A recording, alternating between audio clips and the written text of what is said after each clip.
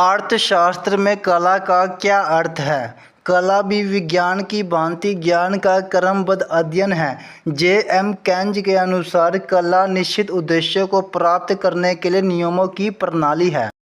अर्थशास्त्र कला के रूप में नंबर 1 आर्थिक समस्याओं का समाधान। अनेक ऐसी आर्थिक समस्याएं होती हैं जिनका समाधान एक अर्थशास्त्री ही कर सकता है। जैसे देश की निर्धनता, बेरोजगारी को दूर करने के लिए क्या किया जाए, देश में आय का समान वितरण कैसे किया जा सकता है, देश में कीमत स्थिरता कैसे रखी। नंबर 2 व्यवहारिक समस्याओं का समाधान। अर्थशास्त्र व्यवहारिक समस्याओं का भी समाधान करता है। जैसे कि अर्थशास्त्र एक मार्गदर्शन करता है कि देश में व्यवहारिक समस्याओं को सुलझाने के लिए योजनाएं कैसे बनाई जाए तथा सरकार अपनी आय कैसे खर्च। नंबर 3 उद्देश्यों की प्राप्ति। आर्थिक साधन सीमित परंतु आवश्यकताएं असीमित होती है। एक उपभोक्ता का मुख्य उद्देश्य सीमित साधनों के द्वारा अधिकतम संतुष्टि प्राप्त करना है। ऐसा अर्थशास्त्र द्वारा ही संभव हो सकता है।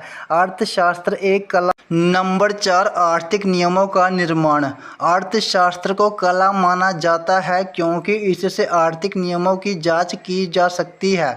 परिणाम स्वरूप नए आर्थिक नियम बनाने में सहायता प्राप्त होती है। जैसे कि आर्थिक सिद्धांत यह है कि कीमत के बढ़ने से मांग कम हो जाए तो मांग का संकोचन हो जाता है। अर्थशास्त्र के कला होने के विपक्ष में तर्क। नंबर 1 वैज्ञानिक आधार का अभाव।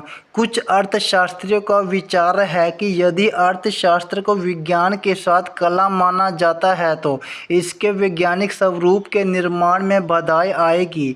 इस प्रकार वैज्ञानिक स्वरूप पर बुरा प्रभाव पड़ेगा। परिणाम स्वरूप वैज्ञानिक आधार का अभाव। नंबर 2 निश्चितता का अभाव।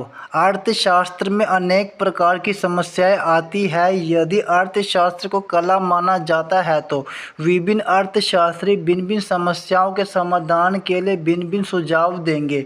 परिणाम स्वरूप भिन्न भिन्न नीतियां बनेगी जिससे निश्चितता का अभाव। नंबर 3 तुरंत समस्याओं का समाधान का अभाव। आर्थिक समस्या अनेक प्रकार की होती है। इनके समाधान के लिए आर्थिक नियमों का प्रयोग किया जाता है। इन आर्थिक नियमों के द्वारा समस्याओं का तुरंत हल नहीं किया जा सकता है। नंबर 4 विभिन्न तत्वों का प्रभाव।